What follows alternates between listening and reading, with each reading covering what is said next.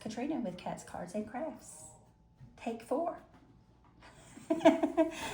Just never mind why it's take 4, but it is take 4. Paper pumpkin kits. We're going to talk about them. So the paper pumpkin kit is a subscription. You can subscribe 1 month, 3 months, 6 months, 12 months. It's $29 a month, and that includes shipping, and it includes everything you need to make 9 cards. This is actually 2 kits in this box because we were blending 2 kits today in our sessions. It comes with stamps. It comes with instructions, and that's the most important thing, is it comes with instructions showing you exactly how to make 3 cards, or it makes 9 of 3 different kinds. And so I'm not going to spend a whole lot of time on that because I am in a time crunch now. Do you have the cards, Kelly? Do you see them? Or are they in my box? I do not see them. Okay, I have them. I'm sorry. No, you're fine. One of them is yours, and I'm going to have to remember to give it to you. So this kit makes this card here. It comes with different sentiments, but I used the sentiments that I will utilize for the cards I will utilize, which is happy birthday cards. Okay, so this one has happy birthday. It's got the little dimensionals, and all of that came in the kit. Okay, it comes with the dimensionals here. It comes with this. Here's another one. This one is just fireworks. Comes with a set of stamps. Here's the stamps that come with it. So it's got fireworks, let's celebrate, or time to celebrate, you're invited, wishing you happiness. You know, so if you were to subscribe over the course of a year, you'd have all the sentiment stamps that you needed. All right, so you've got this. Makes that one. That is 1, 2, and 3, and this is the light post, and it's got all this silver in it too, so it comes pre-blinged. Okay, because this is take 3, I have already made this card once. It's right here, and then I made it again for, that was take 2. Take one was we didn't have internet bandwidth to go live, so take 2 I created this, and then I created this. But I paused it to fix the camera so that it was aiming at the projects that we were working on, and forgot to unpause it. Take 3, I forgot to start it. I am just at 9,000 today. So I created this one before I realized I had not hit record. So all this one is a standard 5.5 by 8.5, scored at 4 1/4.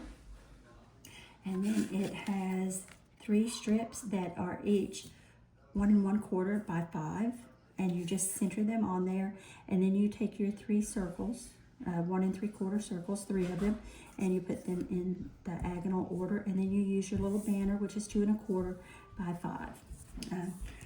All of this is stamped and colored, not on camera, even if I had hit record. Okay. But really easy, and then you cut a white piece in here, and you can do some stamping on the inside, and the white piece in here would be 3 7/5 by 4 1/4, about, you know, doesn't have to be exact. Actually, most of the time I see what size white scrap I have, and that's what goes in there, and then I stamp on it just a little bit. Okay, and that is that card. So I'm gonna let Kelly sit here for just a second and tell you about her project. Again, this is her 3rd time, and she can tell you about her project, and and then I'll show you how to make the final card. And if I have time, I will talk a little bit about the ink again. Okay, that's fine. Okay, so I like to make journals, in particularly junk journals and journaling kits. I like putting things together. I decided a while back to make one for each season, and then just put what we're doing for that season in there. And then, since we're having a big family get together for the 4th of July, I decided I would take some of the stuff from the Sparkling Celebrations kit and make that into a little journal just for our weekend. So these are envelopes from that kit. So then you get your pockets in here from the Sparkling Celebrations kit. And of course, these are the punch outs and the embellishments that were in that kit that if you were making the cards you would use. And I used the same dimensionals. I didn't use any of the stamps in here, but you simply slide these envelopes together and they make the pockets and your pages. So it could be done with junk mail envelopes and stuff. This envelope is actually from a different kit, which is the Watercolors in Bloom from December. But as you can see, I just used the same stuff, just in a different way. And this little heart that I have here, I believe I got offline somewhere. I don't remember where. But I inked the edges to make it look old, since it's the 250th anniversary or birthday, whatever. That's old. And of course I've got pages open because I'm gonna put pictures in here and probably some more of these like little banners to say what the picture is or who it is or something like that, and continue decorating it. You can put all of these envelopes together using just regular glue, or of course the adhesive that's on the envelope would work too, but who wants to lick all these envelopes, right? So what I'm gonna do is go to the middle here, and I am going to actually do a pamphlet stitch. So they will all be stitched together, and then I will have pieces hanging out here, like ribbons and maybe some strings and different things to dress it up a little bit. And then you have like your personalized little photo album of what happened this week. And this is the inside of the envelopes, but so is this page. Well, actually both of these, so you can cover them so you don't actually see that part of the envelope. But the pocket will still be there, just don't glue it in that part. All right, well, I hope you guys enjoy. Bye. Thank you, Kelly. I appreciate you joining us today. I know it was really kind of last minute there for you. That's fine, thank you. Okay, so now we're gonna do our other card, but before we do that, I just realized we didn't put any bling on our first card that we did. So I'm gonna grab it I didn't put it on the one I did either. and put some bling on this. These are really easy. I don't have my pick tool, but they're really easy to use. You're just gonna peel them off, and there's glue on them. If for some reason the glue comes off, because that does happen from time to time, then just use whatever glue you have and adhere them with that. I will tell you that aesthetically, it's more pleasing to the eye if it is odd numbers. And I know I mention that a lot, but it is true. So 3 and 5 is most common for me. That's more commonly what I do, with 3 being my go-to number, just like what I just did. If you find, if you can develop a go-to, it just makes it easier. And the triangle is also very appeasing to the eye.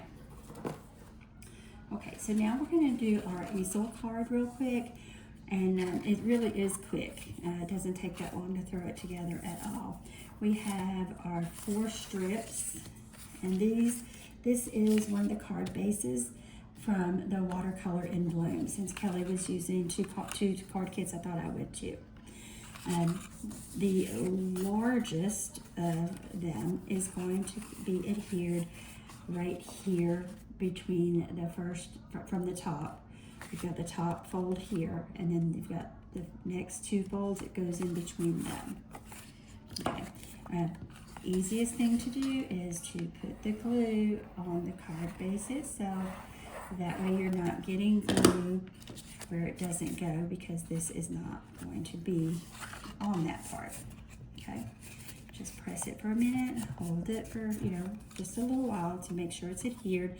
It is the same width as the card base that we're using, so you don't have to worry about that at all. And that was intentional. I intentionally did that. Now we're gonna adhere this little piece here that's gonna be on this strip. And this is, I mean, it wasn't really necessary. I just didn't want a strip of white right there. So that's why I went ahead and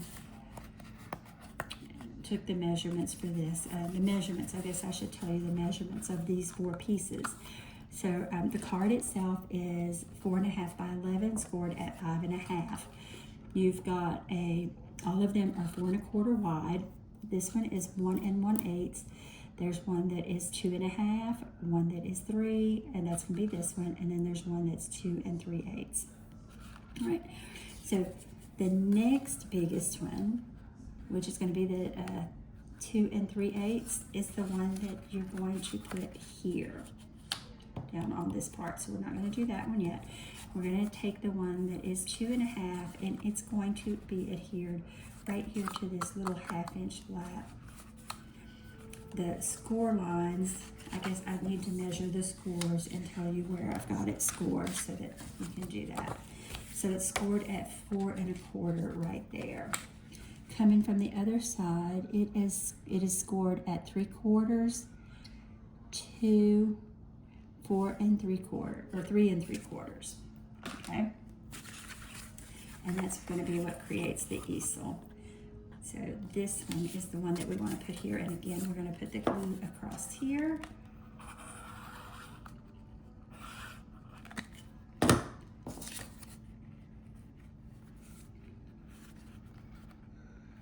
I'm just holding it for just a second. Again, making sure it's even with the bottom, and it should be even with the sides, as long as you have cut it straight.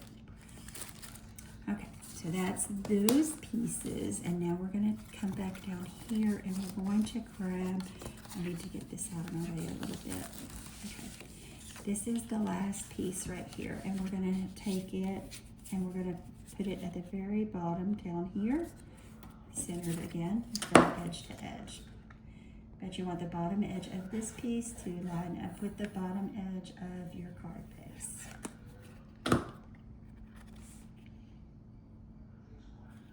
And go straight across.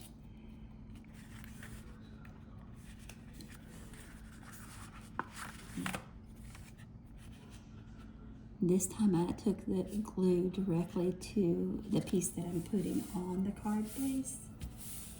And there we go. All right.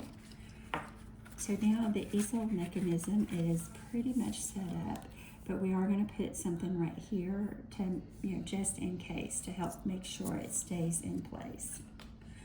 Okay.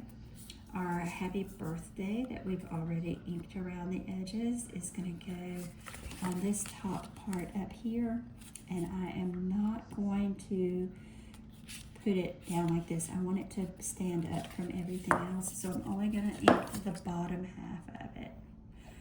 Now, when I stamped this birthday stamp, it is the same one that comes with the Wild Bunch. It's the happy birthday, and it's in one single string, one single line. Like, it's actually the same one right here. So all I did is I masked the birthday and stamped it. Stamped the happy, and then I masked the happy and stamped the birthday. When you mask, it's important that you remember to take the tape that you're using to mask off after you dip it in the ink, or after you get ink on it, before you put it in there. All right, so it's going well. So there's that part. Now our little snail that we've worked on our little snail here. Isn't he adorable? He's from the Wild Bunch, and I've just colored him in with the Stampin' Blends. But we are going to pop him up just a little bit so that he doesn't lay flat on our page.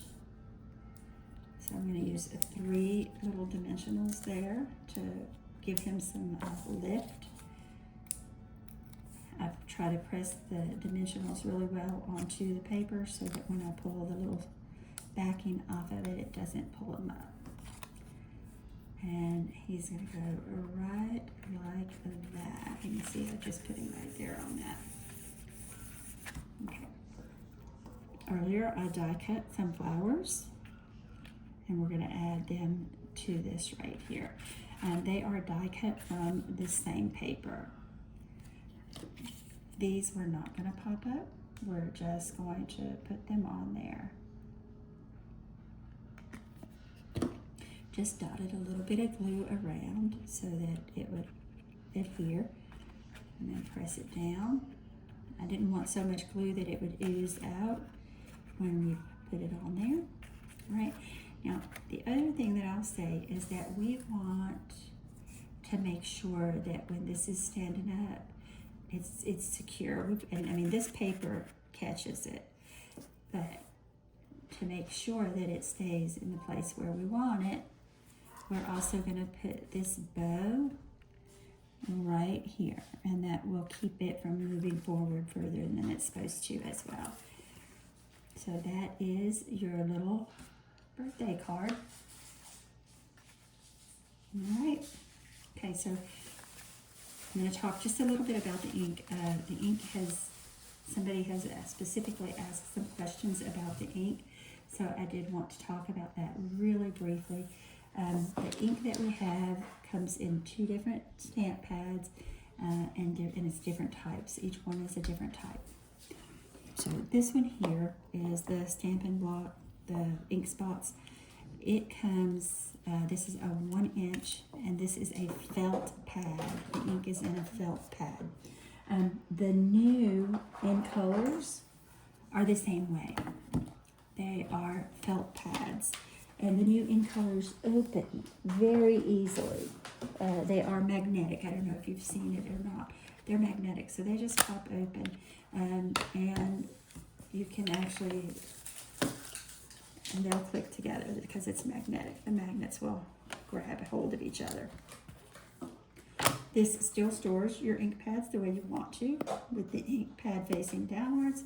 That way the juicy is at the top. But they stick together. Yes, they do. They stick together, and they open very easily. Stack up nice. Yes, they will stack nicely. So these are the classic stamp pads, and I mean, they're wonderful. There's nothing wrong with them, but they can be difficult to open. So to open one, you want to put your thumb right here and lift, and then you can just press it like that. You can put it all the way together if you want. I typically don't, because I try not to leave my inks open, because when I do, I get ink all over myself from the different things that I'm doing. I'm going to pull this out of the way. You can see how many times I've done this already. All right, so I'm going to pull this. I'm going to go back to this same stamp, because that's the one we've been using today. Actually, I'm going to use a different one so that we can see more clearly, because we've done a lot today, and I want you to see exactly how it looks. So I'm going to move this a little bit so that you can still see.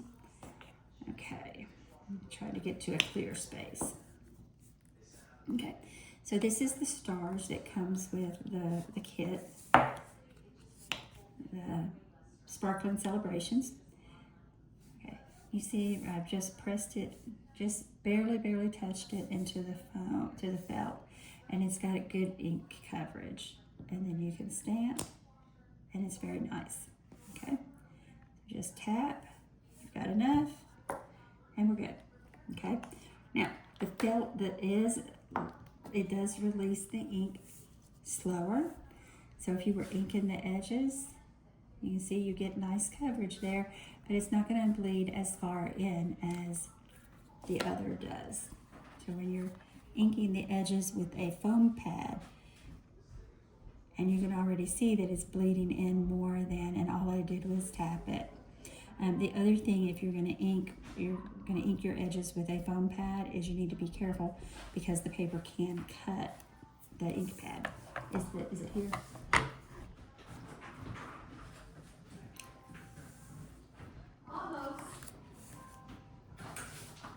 And see how much, because we had too much ink on the pad, on the stamp, it didn't come out as clear.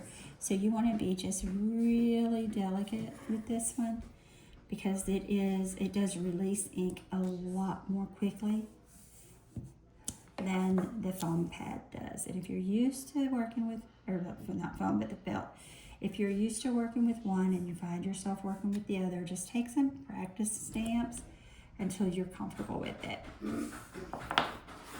All right. Thank you all so very much. I'm so sorry for all the confusion today, and I hope you enjoy these videos. Thanks and have a great day. Happy 4th, everybody. Bye. Recorded this time.